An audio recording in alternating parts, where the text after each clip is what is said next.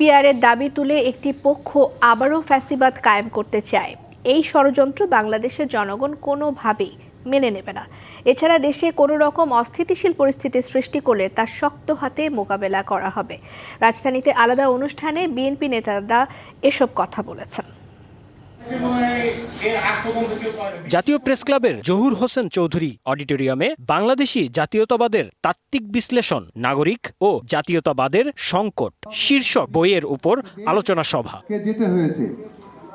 অনুষ্ঠানে বিএনপি নেতারা অভিযোগ করেন, দেশে কোনো অপরাধ সংঘটিত হলে মিডিয়া শুধু বিএনপিকে দোষ দেয়, অথচ দেখা যায় এসব অপরাধে জামাত সহ অন্যান্য দলের সমর্থকরাও জড়িত। প্রদ্যোৎ দেব শর্মা আইএনআই একটা সংবাদ মাধ্যম, সেখানে সাক্ষাৎকারে সে বলেছে, বাংলাদেশের প্রধান উপদেষ্টার এই বক্তব্যের প্রেক্ষিতে চট্টগ্রাম বন্দর আমাদের দখল করে নেওয়া উচিত। বক্তারা বলেন, জুলাই অভ্যুত্থান সফল হওয়ার পেছনে জাতীয়তাবাদী ছিল মূল মন্ত্র।